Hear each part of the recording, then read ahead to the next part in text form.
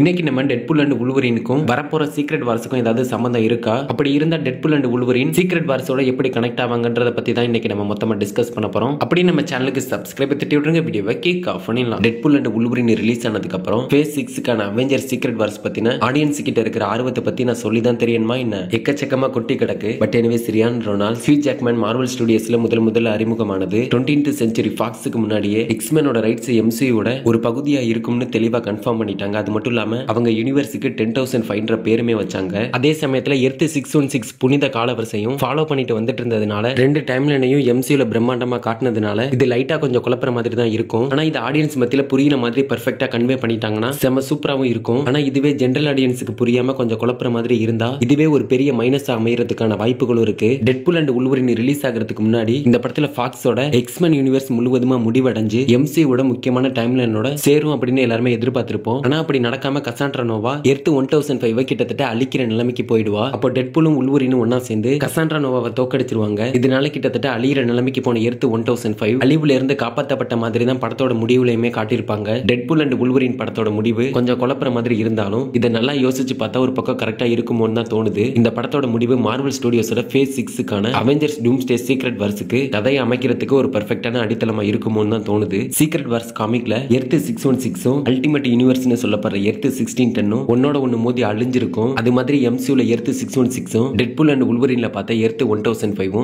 Secret Wars காமிக்ல பார்த்த மாதிரி இந்த ரெண்டு யூனிவர்ஸுக்கும் நடக்கிறதுக்கான வாய்ப்புகள் இருக்கு. அது மட்டும் இல்லாம ஆல்ரெடி எர்த் 1005 கிட்டத்தட்ட அழிய போற யூனிவர்ஸ் தான். சீக்ரெட் வார்ஸ் காமிக்ல நடந்த மாதிரி எர்த் 616 ஓட எர்த் 1005 கூட மோதுனா இது ஃபியூச்சர்ல நடக்க போற சீக்ரெட் வார்ஸுக்கு ஒரு நல்ல அடித்தளமா இருக்கும். இது மட்டும் இல்லாம எர்த் 1005லயே டாக்டர் டூம்கான ஆரிஜினுமே சொல்லப்படலாம். 2029ல ரிலீஸ் ஆக போற லோகன் ப்ராஜெக்ட் வரைக்கும் எர்த் 1005 இருக்குமான்றதே ஒரு கேள்விக்குறி தான். ஃபேஸ் 6ல அவெஞ்சர்ஸ் படங்கள்ல எர்த் 1005 கொண்டு வரதுனால ஃபியூச்சர்ல எம்சியூல இப்ப இருக்கிறத விட அதிகப்படியான எக்ஸ்மென்ஸ் வர்றதுக்கான வாய்ப்புகள் இருக்கு. இது கூடவே சேர்ந்து நிறைய எக்ஸ்மென்ஸ் உள்ள வந்துடுவாங்க. பாத்தீங்களா ஒரே ஒரு எர்த் இன்வால்வ் ஆகுறதுனால எவ்வளவு மாற்றங்கள் ஏற்படுதுன்னு. உண்மையிலே அவெஞ்சர்ஸ் டூம்ஸ்டே சீக்ரெட் வார்ஸுக்கு அப்புறம் எர்த் 1005 அழிக்கப்பட்டு தான் ஆகணும். ஏன்னா இது Marvel Comics Secret Wars comic ஸ்டோரியை ஃபாலோ பண்ணி முக்கியமா ஆர்டிஜே டாக்டர் டூமா எம்சியோட ஃபேஸ் 6ல பேட்டில் பெல்ட் உருவாக்குனா இது சீக்ரெட் வார்ஸுக்கு அப்புறம் எம்சியூல ஒரு புது டைம்லைனை உருவாக்குறதுக்கு வழிவகுக்கும். மல்டிவர்ஸ் ஆகாக்கு அப்புறம் எம்சியூல சாஃப்ட் ரீபூட் பத்தி எக்கச்சக்கமான தியரிஸ் இருக்கு. அது மட்டும் இல்லாம ஏகப்பட்ட சூப்பர் ஹீரோஸும் பழைய மாதிரியே அவங்களோட பயணத்தை தொடருவாங்கன்னு நினைக்கிறேன். அதே சமயத்துல டெட்பூல் அண்ட் வுல்வரீனும் உருவான எர்த் 1005ல ஃபேன்ஸுக்கு பிடிச்ச குறைவான நேரத்துல ஸ்கிரீன்ல காட்டப்பட்ட ஒரு சில முக்கியமான கேரக்டர்ஸும் நிரந்தரமா ரிட்டர்ன் ஆகிறதுக்கான வாய்ப்புகளும் இருக்கு. பட் எனிவேஸ் இப்ப நம்ம பார்த்த எல்லாத்தையுமே ஒரே லைன்ல எம்சியூல ஒரே கதையை கொண்டு போறதுன்றது பெர்ஃபெக்ட்டா இருக்கும்னு நினைக்கிறேன். பொறுத்திருந்து பாப்போம் இவங்க என்ன பண்றாங்கன்னு. எர்த் 1005 மூலமா டெட்பூல் அண்ட் வுல்வரீனை சீக்ரெட் வார்ஸ்களை கொண்டு வரது மட்டும் இல்லாம அதே எர்த் 1005 மூலமா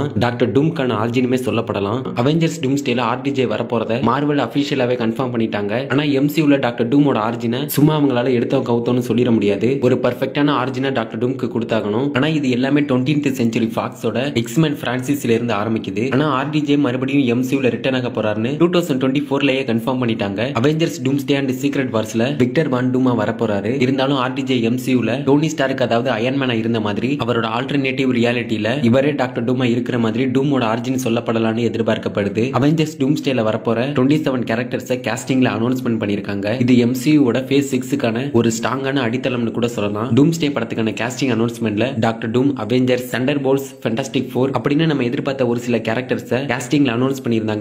ஆனா நம்ம எதிர்பார்த்த டாக்டர் ஸ்டேஞ்ச், ஸ்பைடர்மேன், ஹல்க் அப்படின்னு நம்ம எதிர்பார்த்த சில முக்கியமான கேரக்டர்ஸை காஸ்டிங்ல அவங்க அனௌன்ஸ்மென்ட் பண்ணல. எதுக்காக இவங்க இந்த கேரக்டர்ஸ் அனௌன்ஸ்மென்ட் பண்ணல, என்னவா இருக்கும் அப்படின்றத பத்தி ஃபுல்லா எக்ஸ்பிளைன் பண்ணி செப்பரேட்டா அவெஞ்சர்ஸ் டூம்ஸ்டே காஸ்டிங் எக்ஸ்பிளனேஷன் வீடியோலயே ஃபுல்லா எக்ஸ்பிளைன் பண்ணி ஆல்ரெடி வீடியோ அப்லோட் பண்ணிட்டோம். நீங்க இதை பத்தி தெரிஞ்சுக்கணும்னா மறக்காம இந்த வீடியோ செக் பண்ணி பாருங்க. நம்ம அதை பத்தி பேச ஆரம்பிச்சா இன்னுமே இந்த வீடியோ கொஞ்சம் லென்த்தா போயிடும். சோ நீங்க இதை பத்தி இன்னும் தெரிஞ்சுக்கணும்னா மறக்காம இந்த வீடியோ செக் பண்ணி பாருங்க. பட் எனிவேஸ் நம்ம இப்ப டாபிக் உள்ள வந்துருவோம். நம்ம எதிர்பார்த்த மாதிரி முக்காவாசி கேரக்டர்ஸை காஸ்டிங்ல அனௌன்ஸ் பண்ணிருந்தாங்க. ஆனா நம்ம எதிர்பார்க்காத எக்ஸ்மேன்ல நிறைய பேரை காஸ்டிங் பண்ணிருந்தாங்க. எக்ஸ்மேன் மறுபடியும் திரும்பி வர்றது டாக்டர் டூம்கான கதையை சொல்றதுக்காக இருக்கும்னு இன்னொரு பக்கம் ஒரு தியரி சொல்லுது. அதாவது எக்ஸ்மேன் டைம்லைன்லயே விக்டர் வான் டூம் உருவாகி இருக்கலாம். இதை இன்னும் புரியுற மாதிரி விளக்கமா சொல்லணும் அப்படின்னா எக்ஸ்மேனோட டைம்லைன் மாத்தி அமைக்கப்பட்டிருக்கிறதுனால ஆர்டிஜே டாக்டர் டூமா இந்த வழியா கூட உருவாகிறதுக்கான வாய்ப்புகள் இருக்கு. 2014ல ரிலீஸ் ஆன படம் டைம்லைனையும் ஒரிஜினல் ட்ரியாலஜியையும் ப்ரீக்வல் சீரிஸையும் ஒரு வரிசைப்படுத்துச்சு. வுல்வரீன் 1973க்கு போய் மொத்த ஹிஸ்டரியையும் மாத்தினதுனால இது அடுத்தடுத்து பல வருஷத்துக்கு பெரிய பெரிய நிகழ்வுகளையும் மாற்றங்களையும் ஏற்படுத்துச்சுன்னு கூட சொல்லலாம். இதனால மிஸ்டிக், மேக்னெட்டோ இது மாதிரியான வில்லன்ஸ் ஹீரோவாவும் ஆன்டி ஹீரோவாவும் மாற ஆரம்பிச்சாங்க. இது மட்டும் இல்லாம பீஸ்ட், சைக்ளாப்ஸ், ஸ்ட்ரோம் மாதிரியான இறந்த ஹீரோஸ்களும் மறுபடியும் உயிரோட திரும்பி வந்தாங்க. டெட்பூல் அண்ட் உல்வரின்ல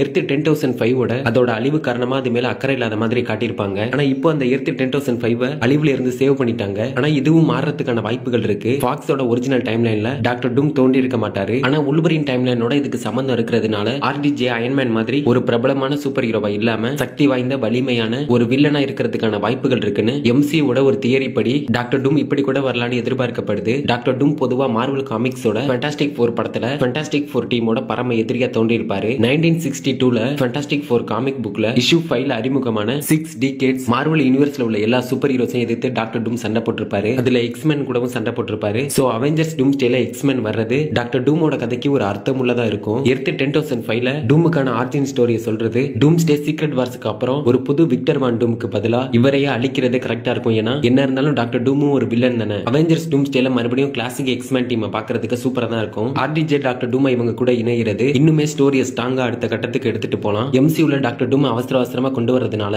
டாக்டர் டூம் எப்படி காட்ட போறாங்க, டூமுக்கான ஆரிஜின் ஸ்டோரியை எங்க இருந்து ஆரம்பிச்சு கதையை எப்படி அடுத்த கட்டத்துக்கு எடுத்துட்டு போக போறாங்க அப்படின்ற ஒரு சின்ன கவலையும் ஆடியன்ஸ் மத்தியில இருக்கதான் செய்யுது. பட் எனிவேஸ் இது எல்லாத்தையும் தாண்டி டூம்ஸ்டே சீக்ரெட் வார்ஸ் வச்சு நம்ம இது வரைக்கும் பார்த்துட்டாத ஒரு மிகப்பெரிய பிரான்சிஸை நம்ம கண்ணில் காட்ட தான் போறாங்க. அது வரைக்கும் காத்திருப்போம். இன்னொரு பக்கம் ஃபேண்டாஸ்டிக் 4 படத்திலே டாக்டர் டூம் வரதுக்கான வாய்ப்புகள் இருக்குன்னு ஆன்லைன்ல ஏகப்பட்ட ரூமர்ஸ் வந்துட்டு இருக்கு. இது எந்த அளவுக்கு உண்மைன்னு தெரியல. ஆனா காமிக்லயும் சரி மூவிஸ்லயும் சரி ஃபேண்டாஸ்டிக் 4 டீமோட பரம எதிரினா அது கண்டிப்பா டாக்டர் டூம் தான். அப்படி பார்க்கும்போது ஃபேண்டாஸ்டிக் 4 படத்திலேயே Easter eggs, plot holes, post credit scene இதுல எங்கயாவது கூட டாக்டர் டூம் வரதுக்கான வாய்ப்புகள் இருக்கு. பாப்போம் என்ன பண்றாங்கன்னு. ஆர்டிஜேவை டாக்டர் டூம் அனௌன்ஸ் பண்ணது கூட மார்வலுக்கு பெரிய பிரச்சனையா இருந்திருக்காது. ஆனா ஆர்டிஜேவை டாக்டர் டூமை எப்படி எம்சியூல காட்ட போறாங்க, டூமோட கதையை எப்படி அடுத்த கட்டத்துக்கு எடுத்துட்டு போக போறாங்கன்றதுதான் மார்வலுக்கே ஒரு பெரிய சவாலா இருக்கும். இது எல்லாத்தையும் தாண்டி நம்ம எதிர்பார்த்ததை விட பெர்ஃபெக்ட்டா பண்ணிடுவாங்கன்னு நம்பிக்கை இருக்கு. பாப்போம். இதை பத்தி நீங்க என்ன நினைக்கிறீங்கன்றத கமெண்ட்ல சொல்லிட்டு அப்படி நம்ம சேனலுக்கு சப்ஸ்கிரைப் தட்டி விட்டுங்க. அடுத்த வீடியோல பார்க்கலாம்.